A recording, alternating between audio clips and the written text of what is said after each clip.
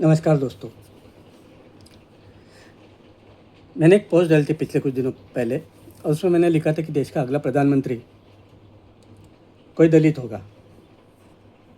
अब ये बात मैं किस बलबूते पे बता रहा हूँ, यही बात मैं आपको इस वीडियो के माध्यम से अगले कुछ मिनटों में बताऊंगा। तो ये पोस्ट डालने के पीछे मेरा मकसद क्या था। जब से जेएनजीओ ने एक बहुत बड़ा क्रांतिकारी आंदोलन यशस्वी करके दिखाया और इस देश को सरकार को अपने पैरों में झुका दिया, तो उसे एनकाउंटर करने के लिए इस सरकार और सारेसवादी लोगों ने एक और आंदोलन छेड़ने का सोशल मीडिया पर प्रयास कर रहे हैं। वो है आरक्षण हटाओ आंदोलन। अभी आरक्षण हटाओ आंदोलन सोशल मीडिया पे इनके काफ़ी फॉलोअर्स है, हो भी जाएंगे, लेकिन ये अगर कोशिश करेंगे रास्ते पे उतरने की तो ना तो इनको पुलिस कोई संरक्षण देगी और जनता की मार पड़ेगी वो अलग, क्योंकि ये असंवैधानिक विषय है। आप पर अगर कोई अन्याय होता है तो उसके खिलाफ आवाज़ उठाने का हर भारतीय को अधिकार है, लेकिन दूसरे पे कोई फ़ायदा हो रहा है उसके खिलाफ कुछ आपको बोलना ये असंवैधानिक है। ठीक है, सोशल मीडिया पर उनको जितना उनको अधिकार है उनके बात रखने का, जो भी, क्योंकि उनमें गलत है, वो जानते नहीं सच क्या है। आरक्षण संविधान की देन है और उसे हटाने को कहना यानी संविधान को चुनौती देने वाली बात है। लेकिन हमें संविधान में उसका भी प्रावधान किया, अगर संविधान की कोई बात आपको गलत लगती है तो उसी को भी आप चैलेंज कर सकते हैं, लेकिन वो चैलेंज आपको किसी कोर्ट में नहीं चलेगा। उसको आपको लोकसभा में आपको एक बिल पास करवाना होगा, लोकसभा में उसको राज्यसभा की भी मंजूरी लेनी होगी और राष्ट्रपति जी का उस पर हस्ताक्षर लेना होगा, जबकि वो इम्पॉसिबल है। क्योंकि जो लोग आज सरकार में बैठे हैं उनमें से जो पहले 4-5 बड़े ओहदे पर बैठे हैं, प्रधानमंत्री, गृह मंत्री और जो शिक्षा मंत्री वगैरह, ये खुद आरक्षण की वजह से वहाँ पर बैठे हैं। अगर आरक्षण नहीं होता तो नरेंद्र मोदी देश के प्रधानमंत्री कभी नहीं होते थे। वो बीजेपी आरएसएस की वजह से नहीं प्रधानमंत्री बने, वो इस संविधान की वजह से बने। कैसे बने मैं आपको आगे बताऊंगा। तो क्या ये लोग इसके हस्ताक्षर करेंगे, ये सत्ताधारी पार्टी के प्रधानमंत्री और दूसरे? कभी नहीं। राज्यसभा में कैसे मंजूरी मिलेगी? कभी नहीं। और राष्ट्रपति का तो बात ही छोड़ दीजिए, राष्ट्रपति खुद संविधान की वजह से वो राष्ट्रपति बने, आदिवासी कोटे से बने, वो सिर्फ संविधान में उसका प्रावधान इसलिए। तो जो चीज़ इम्पॉसिबल है वैसी बातें उछल कर आप लोग खुद का भी समय बर्बाद कर रहे हैं और एक नफरती माहौल पैदा कर रहे हो देश में। खैर, उन्हें जो करना है वो करने दीजिए। तो मैं ये बताना चाहता हूँ कि ये प्रधानमंत्री बनते कैसे हैं, कौन ये डिसाइड करता है कि कौन प्रधानमंत्री हो। बेशक जो पार्टी चुनाव जीतती है उसी पार्टी को ये अधिकार है कि वो उसका प्रधानमंत्री, उस पार्टी से किस व्यक्ति को प्रधानमंत्री चुने। लेकिन वो पार्टी सिर्फ व्यक्ति को चुन सकती है, कौन से समाज का होना चाहिए ये संविधान तय करता है। वो पार्टी तय नहीं करती, पार्टी व्यक्ति तय करती है, समाज नहीं तय करती। वो समाज कौन सा होगा ये संविधान तय करता है। डॉक्टर बाबा साहब अम्बेडकर जानते थे कि इस देश के पॉलिटिशियन इतने छठी के बदमाश हैं कि अपने स्वार्थ के लिए किसी भी हद तक जा सकते हैं। इन्हें देश की कोई परवाह नहीं, देश की कुछ पड़ी नहीं, ये अपने स्वार्थ के लिए बढ़े। और संविधान भले कितना अच्छा क्यों ना हो, ये समाज के भले के लिए इसका इस्तेमाल कम करेंगे, खुद के लिए ज़्यादा करेंगे। इसलिए ऐसे गाइडलाइंस बना दिए जो इनको फॉलो करना ही पड़ता है। मतलब ना उसे सुप्रीम कोर्ट चैलेंज कर सकता है, ना प्रधानमंत्री, ना राष्ट्रपति, कोई नहीं चैलेंज करता है। ऐसी बातें संविधान में लिखी है। और जहाँ तक प्रधानमंत्री को लेकर मैं कुछ बातें बताऊँगा, राष्ट्रपति कैसे बनते हैं उसका भी एक वीडियो बनाऊंगा, मुख्यमंत्री कैसे बनते हैं उसका भी वीडियो बनाऊंगा। आज हम प्रधानमंत्री की बात करते हैं। तो क्या लिखा है भारतीय संविधान में? तो भारतीय संविधान का एक तत्व है, जिसकी जितनी संख्या भारी उसकी उतनी जिसकी जितनी साझेदारी उसकी उतनी भागीदारी। यानी जिस समाज का जितना कंट्रीब्यूशन है लोकतंत्र में, चुनाव में, उस समाज को उसके हिसाब से साझेदारी मिलनी ही चाहिए सरकार में। ये है तत्व भारतीय संविधान का। भारतीय संविधान धर्म के आधार पर किसी को कोई वैल्यू नहीं देता। धर्म अपनी जगह, आप अपने धर्म का पालन करो। भारतीय संविधान के सारे धर्म समान है, लेकिन धर्म को देखकर किसी को राष्ट्रपति या प्रधानमंत्री नहीं बनाया जाता है। राष्ट्रपति बनाया जाता है लेकिन प्रधानमंत्री कभी नहीं बनाया जाता है। प्रधानमंत्री चुनने के लिए आपको किसी न किसी समाज का आप प्रतिनिधि होनी चाहिए समाज के, तब जाके आप प्रधानमंत्री बन सकते। तो हमने देखा पिछले आज तक जितने 76 सालों में 6 प्रधानमंत्री ब्राह्मण समाज के हुए,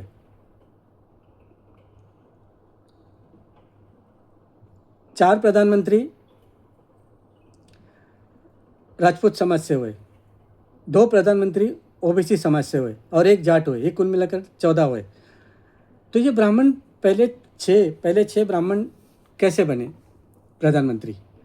तो जब ब्रिटिशों ने इस देश में पॉलिटिकल पार्टी की स्थापना की, हमारे लोगों को पॉलिटिक्स सिखाने के लिए, लोकतंत्र सिखाने के लिए उन्होंने कांग्रेस पार्टी की स्थापना की और उसी के हाथ में सत्ता सौंपने का उनका मंशा थी और उन्होंने कर भी दिया।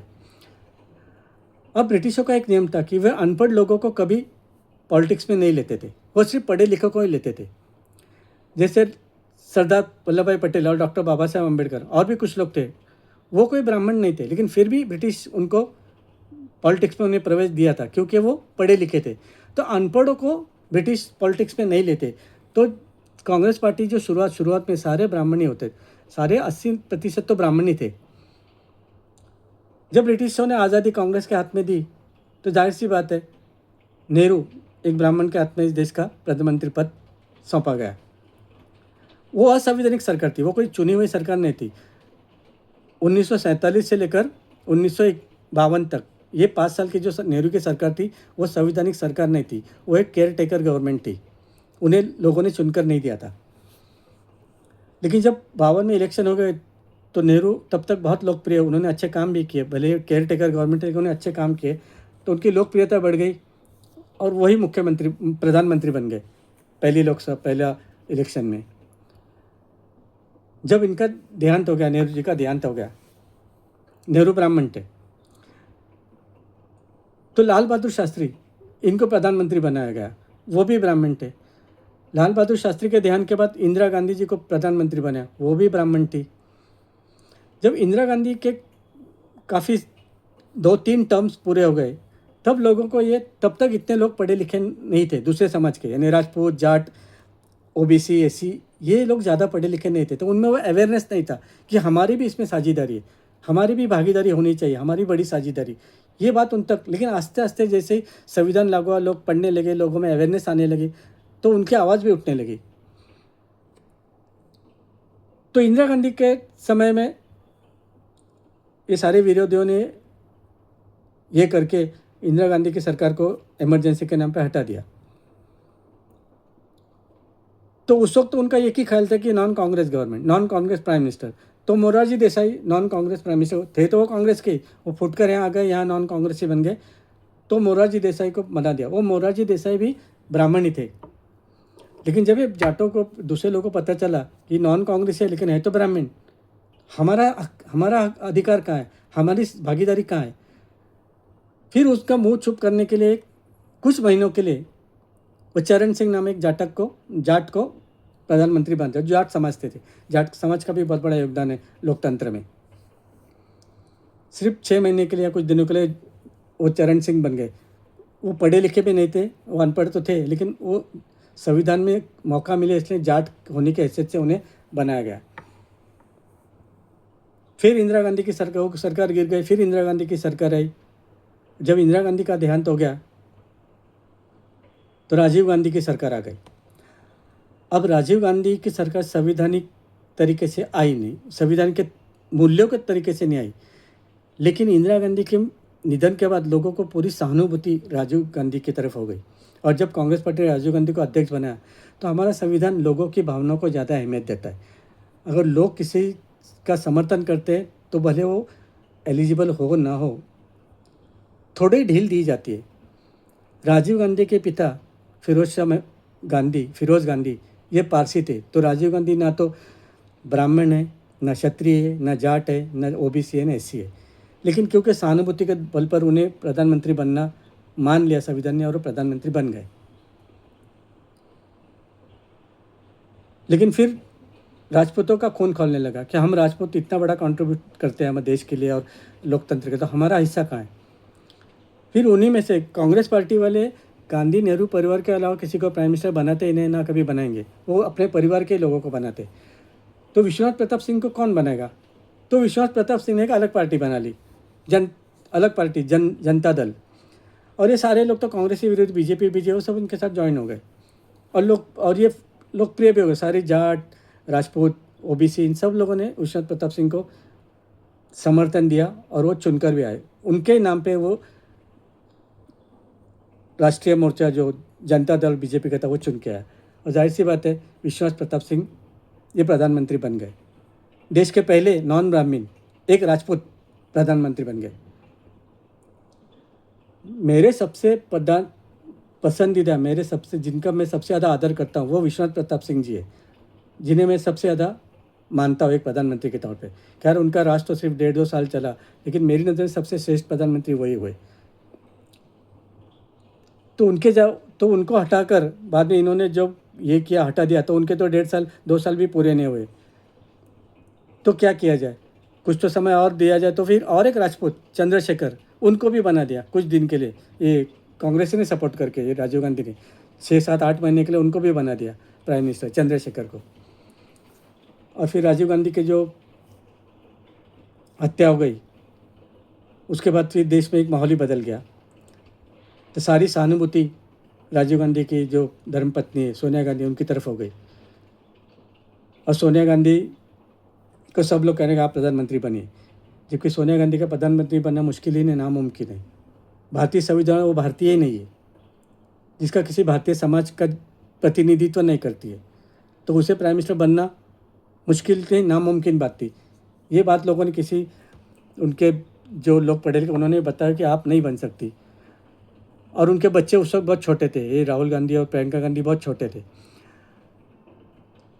तो सोनिया गांधी ने कुछ दिनों के लिए, कुछ देर के लिए मौन धारण कर लिया, कहा नहीं मैं आप पति की मौत पे मैं बहुत दुखी हूँ, मुझे नहीं चाहिए, ऐसा जो भी कर दिया।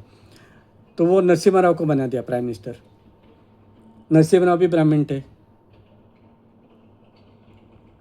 क्योंकि कांग्रेस को धोखा राजपूतों ने दिया था, वीपी विश्वनाथ प्रताप, वो क्यों किसी राजपूत को बनाएंगे, तो उन्होंने नरसिम्हा राव को बनाया जो ब्राह्मण थे। नरसिम्हा राव के बाद अटल बिहारी वाजपेयी बन गए देश के प्रधानमंत्री, वो भी ब्राह्मण थे। जब इतने सारे ब्राह्मण लगातार 40 सालों में अगर 35 साल या 35 साल अगर ब्राह्मण ही अगर प्रधानमंत्री बन गए, तो लोगों में ये हलचल मच गई। तो हम क्या करें, हमारा कंट्रीब्यूशन भी है ना लोकतंत्र में, हम प्रधानमंत्री बनते हैं, हम चुनते हैं लोगों को, सबसे ज़्यादा ब्राह्मणों से ज़्यादा हमारा कंट्रीब्यूशन है, तो हमारा प्रधानमंत्री क्यों नहीं। ये बात बीजेपी ने भांप ली कि भारतीय संविधान के अनुसार आप ब्राह्मण तो बनेगा नहीं कोई, बीजेपी में राजपूत ज़्यादा है नहीं कोई, और राजपूतों से ज़्यादा वोट बैंक ओबीसी का है। तो उन्होंने यही बात को टारगेट करके एक ओबीसी चेहरा के तौर पर नरेंद्र मोदी को प्रमोट किया। और क्योंकि उनका तो हक बनता है वो ओबीसी को बनाने के, ओबीसी का सबसे ज़्यादा कंट्रीब्यूशन है किसी भी व्यक्ति को चुनाव जीतने में, किसी भी लोकसभा चुनाव जीतने में ओबीसी का सबसे बड़ा कंट्रीब्यूशन है। तो ओबीसी तो होना ही था, तो ये नरेंद्र मोदी को उन्होंने प्रोजेक्ट किया, और ये नरेंद्र मोदी ओबीसी होने की वजह से बन गए, भारतीय संविधान की वजह से प्राइम मिनिस्टर बन गए, ना कि बीजेपी के और ना किसी और कारण से। ये बात ध्यान रखें। लेकिन उन्होंने ओबीसी का नाम इतना बदनाम कर दिया कि आज ये आरएसएस बीजेपी वालों ने उन्होंने एक मोहरा तो बना दिया, लेकिन उनको इतनी गालियाँ खिलाई कि प्रधानमंत्री, वो तो ये बोल गए कि प्रधानमंत्री इस पद का अपमान हो रहा है। उनको लगा कि इन गालियों से ओबीसी समाज बदनाम हो गया, और हो भी गया, ओबीसी समाज बदनाम ही हो गया। ऐसा ओबीसी को अगर प्राइम मिनिस्टर बन जाए तो उससे अच्छा ना बनाना अच्छा है। तो खैर ये नरेंद्र मोदी ओबीसी थे, वो प्राइम मिनिस्टर बन गए। और ज़्यादा दिन तो आप भले ही कितना ही चिल्लाए, जब तक 2100 हो जाए या 2050 हो जाए यही प्रधानमंत्री, लेकिन ऐसा होगा नहीं। लोकतंत्र में ऐसी कोई व्यवस्था है जो बार बार चेंज करती है, पार्टियों को चेंज करती है, लोगों को चेंज, समाज को भी चेंज करती है। तो मुझे लगता है अब जो बारी है प्रधानमंत्री बनने की, वो किसी दलित की है, या वैश्य की, या जाट की। हालांकि जाट को 5-6 महीने के लिए, चरण सिंह नाम जाट को 4-6 महीने के प्रधानमंत्री बना गया, लेकिन उनसे उनका पेट नहीं भरा, क्योंकि वो उन्हें बेवकूफ़ बनाने वाली बात हो गई। जाटों का अभी भी हक है उसमें। वैश्य को अगर नंबर लगता है तो ये है ही वैश्य, अमित शाह बन भी सकते हैं अगर बीजेपी के राज आए। लेकिन अगर इनका पल्ला भारी हो, या दलितों को ही बनाने पे अगर सहमति हुई, या उनको ही प्रधानमंत्री बनाने की बात हुई, तो देखते हैं कौन बनाता है। क्योंकि कांग्रेस पार्टी अपने परिवार, गांधी नेहरू परिवार के अलावा किसी को बनाते ही नहीं प्राइम मिनिस्टर। और रही बात राहुल गांधी और प्रियंका गांधी की, तो उनका ऐसा कोई सामाजिक पहचान नहीं है। वो किसी समाज का प्रतिनिधि करते नहीं है। उनके पिताजी एक पारसी के बेटे थे, यानी उनमें पारसी का खून है, पारसी समाज से उनका संबंध है।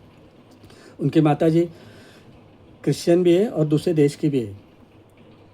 तो वो राहुल गांधी और प्रियंका गांधी ना तो वो ब्राह्मण है, ना क्षत्रिय है, ना शूद्र है, ना अतिशूद्र है, ना ओबीसी, कुछ नहीं है। अब वो कैसे बने तो ये मेरे लिए आश्चर्य होगा, लेकिन मुझे नहीं लगता उनके लिए आसान। कुछ और तिकड़मबाजी कर सकते हैं या बैक स्टोर से वो किसी दलित को बना भी सकते हैं, हालांकि वो बनाते नहीं, लेकिन अगर मजबूरी हो तो किसी दलित को बना भी देंगे, उनके राज आए तो। बीजेपी का तो अगर आ गया तो उनके पास तो पड़े ऐसे ऐसे बहुत सारे कठपुतलियाँ उनके पास पड़ी है, रामदास अठवले और इसके के ये पासवान विसवान जैसे। उनका बनना नहीं, देश का कबाड़ा होना है। मतलब अगर मैं सबसे पहले उनका ही अगर गलती से रामदास अठवले को उन्होंने बना दिया तो मैं सबसे पहले दलित होकर भी मैं उस बात से नाराज़ होऊंगा, उसका विरोध करूंगा। और सबसे बड़ी बात, एक और समाज हमारे देश में अब सक्रिय हो गया है, वो समाज है जैनजी समाज। जैनजी समाज यानी 18 से 28 साल के विद्यार्थी, छात्र। अब ये छात्र पहले से ही थे, लेकिन उनकी कोई आवाज़ नहीं थी, उनकी कोई अलग पहचान नहीं थी। अब उसे एक पहचान मिल गई है जैनजी समाज को, और वो पहचान देने वाला जो व्यक्ति है अभिजीत दीपके, वो इनका प्रतिनिधित्व भी करता है, वो दलित भी है। तो क्या पता, अगर ऐसा संविधान के हिसाब से अगर दलितों का हक है इस बार प्रधानमंत्री बनने, तो क्या पता अभिजीत दीपके ही बन जाए प्रधानमंत्री। जय हिंद।